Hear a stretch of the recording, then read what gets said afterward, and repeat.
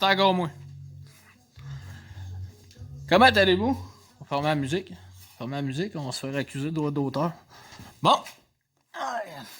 La suite de la préparation du tracteur cette année. Je voulais vous montrer ça. Ce tracteur-là, il y avait un coulage d'huile. Là. Ici. En fait, au chef. Alors, dans la transmission, le chef rentre, puis il y a une fourchette qui est pognée au bout de ça avec une spring pin. Résultat, t'es pas capable de sortir la petite chauffe pour avoir le seal. Donc, quand j'ai démanché la barreur, démanché la botte ici, sorti la barreur, ensuite de ça, tu démanches la barreur ici. Puis là, j'ai venu pour m'installer un pooleur ici, après ça. Mais là, il y a une switch électrique juste à côté. Ça, c'est la switch électrique du 4x4. Quand que cette pièce-là ici fait un 32e de tour sur elle-même pour engager le 4x4 dans la transmission, il y a un petit bacu à l'intérieur qui a la même forme que celui à l'extérieur. Puis quand tu le clenches, le petit bacu il passe ici, puis il vient actionner la switch électrique qui allume la petite lumière dans le dash, dans le tableau de bord pour dire que 4x4 est embrayé. Donc, pour passer mon pooler autour de la pièce ici, pour réussir à l'arracher, pour tirer après la sortie de ce shaft, il a fallu que je démanche la switch électrique ici. C'était pas prévu de la démancher.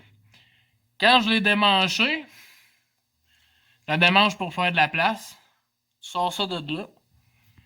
Là, ce qui se produit, c'est que la cam qui est à l'intérieur, qui vient actionner la switch, elle se trouve à avoir de la place pour passer dans le trou. Ce qui permet à tout le kit du shaft de reculer puis de sortir juste assez pour avoir le seal qui est installé là. C'est une bad luck qu'on a trouvé comment que ça se démanchait. Quand j'ai appelé pour avoir de l'information chez John Deere même, on m'a répondu qu'il fallait ouvrir, tout démancher, découpler le tracteur en deux, sortir la transmission pour aller démancher la spring pin à l'intérieur. Parce que ça, c'est une transmission qui est moulée toute d'un bout. Il n'y a aucun moyen d'aller dedans sans la démancher. Il n'y a aucune panne à l'huile, c'est moulé tout d'un frame. Fait que, si jamais vous avez un 4x4 de John Deere, tracteur compact qui coule, puis c'est monté sur ce même principe-là, particulièrement le 4720, c'est ça l'astuce. Sur de ça, vous voyez ici, j'ai rajusté les breaks. J'ai décollé les ajustements et j'ai graissé ça en nœud. Ensuite de ça, j'ai fait le tour. Toutes les hoses en dessous, tout ce qui était rouillé un peu a été remplacé par du flexible flambant neuf. On sort de ça. Et j'ai aussi cru bon de remplacer le gasket de couvert de valve. Là, on le voit mal. On le voit vraiment pas. On n'est pas à bonne place. On le voit un petit peu en haut ici. Là. En tout cas, il est loin. Il y a beaucoup de stock à démancher, turbo, tout ça. Tout démancher ça pour faire la petite fuite du gasket de couvert de valve. 8 heures d'ouvrage pour changer un gasket à 22 piastres. Fait que c'est ça qui était les updates. Le dernier coup, j'avais peinturé les roues, j'avais fait l'esthétique. Ah! Dernièrement, les kits d'ailes. Je sais pas si vous pouvez voir. Avant, il était collé à l'intérieur. Là, j'ai sorti les ailes égales flush aux pneus. Question de pas trop beurrer mes fenêtres. Puis de garder ma visibilité dans les tempêtes. C'est ce qui complète la patente pour aujourd'hui.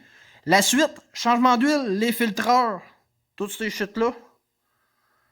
Puis après ça, ben, on va être rendu à bâtir un beau panier à neige, une belle gratte à neige flambant neuf pour mettre dans le devant du front loader ici. Puis là, ça va être fait, ça va être prêt, on va être prêt pour l'hiver. Hey, on se parle d'une prochaine vidéo. Bonne fin de soirée tout le monde, je laisse là-dessus, le soleil se couche très rapidement.